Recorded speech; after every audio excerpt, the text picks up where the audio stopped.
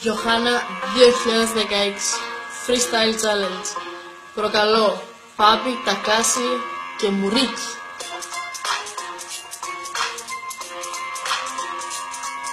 Μου είπες πεπόνι, σου λέω καρπούζι. Όχι, όχι, όχι, δεν τσούζει. Μπες, βγαίνω, μπες, ξαναμπαίνω. Ποιο θέλεις να είμαι, πού να μπω, μέσα. Όχι, όχι, όχι, κάτσε. Πώς είπες, σκάσε. Μαλάκα, θα φας τόσο πούτσο που δεν θα χρωστάς. Δεν θα χρωστάς ούτε στις Μιχαλούς, αλλά θα είσαι και εδώ και θα ακούς. Πάρε με στο κρεβάτι, κάνε με σαν αλμάτι. Όχ, μίλησα για Καζακστάν. Πού είμαι, μαλάκα, στο Τατζικιστάν. Τζατζίκι στο γύρο, τζατζίκι στο χέρι. Πες μου λίγο, ποιο είναι το μαχαίρι. Ναι, ξαναλέω, χώνω ρήμες και δεν κλαίω.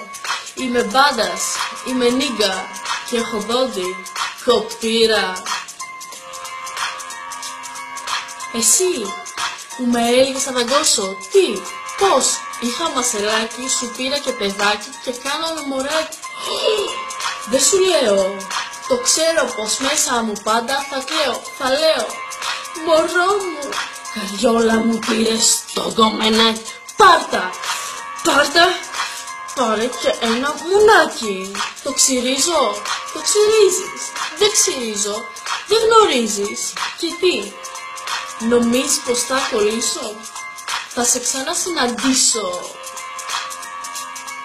Μουνάκι, μουνάκι, αξίριστο τόσο το σεξι μουνάκι, μουνάκι, παιδάκι, παιδάκι με άσπρο μουνάκι και τρίχες και μάζεψε. Μόνο τρίχες βρωμιάρικες.